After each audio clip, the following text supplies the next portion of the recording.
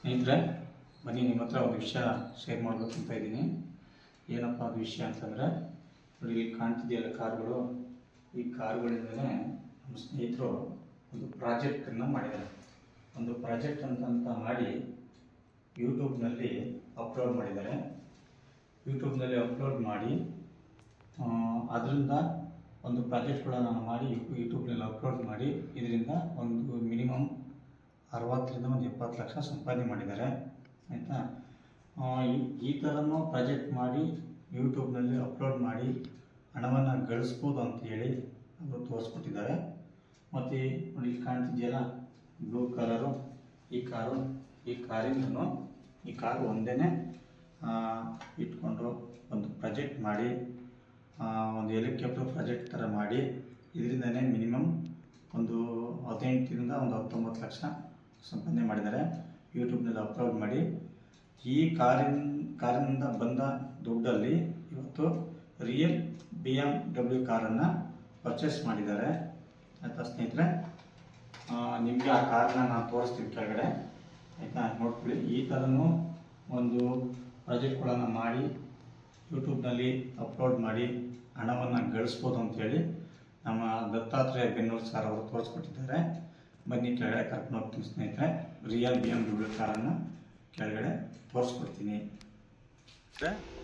ನೋಡಿ, ನಿಮ್ಗೆ ಅವಾಗಲೇ ಹೇಳಿದ್ನಲ್ಲ, ಹೊರಗಡೆ ಬ್ಲೂ ಕಲರ್ ಕಾರ್ ತೋರಿಸಿದ್ನಲ್ಲ, ಆ ಕಾರಿಂದನೇ ಒಂದು ಪ್ರಾಜೆಕ್ಟ್ ಮಾಡಿ ಯೂಟ್ಯೂಬ್ನಲ್ಲಿ ಅಪ್ಲೋಡ್ ಮಾಡಿ ಅದರಿಂದ ಬಂದಂಥ ದುಡ್ಡಲ್ಲಿ ರಿಯಲ್ BMW ಕಾರನ್ನು ಪರ್ಚೇಸ್ ಮಾಡಿದ್ದಾರೆ.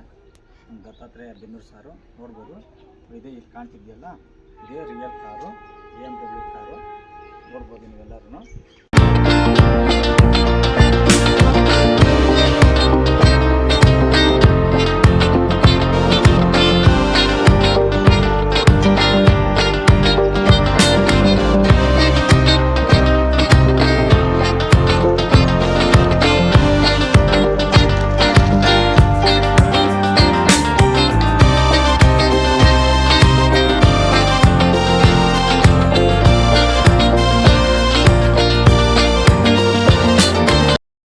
ಸ್ನೇಹಿತರೆ, ನೋಡಿ ಇನ್ನೊಂದು ವಿಷಯ ತೋರಿಸ್ತೀನಿ. ನೋಡಿ ಇಲ್ಲಿ ಕಾಣ್ತಿದೆಯಲ್ಲ ರೆಡ್ ಕಾರ್, ಈ ಕಾರಿಂದನೇ ಪ್ರಾಜೆಕ್ಟ್ ಮಾಡಿ ಯೂಟ್ಯೂಬಲ್ಲಿ ಅಪ್ಲೋಡ್ ಮಾಡಿ ಮಿನಿಮಮ್ 30 ಲಕ್ಷದ ಮೇಲೆ ಅರ್ನ್ ಮಾಡಿದ್ದಾರೆ.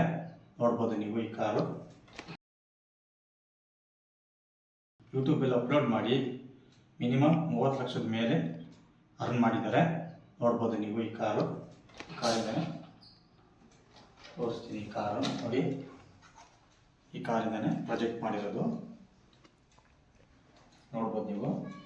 ಈ ಕಾರನ್ನು ತಗೊಂಡು ಪ್ರಾಜೆಕ್ಟ್ ಮಾಡಿ ಈ ಕಾರಿಂದನೇ ಯೂಟ್ಯೂಬ್ನಲ್ಲಿ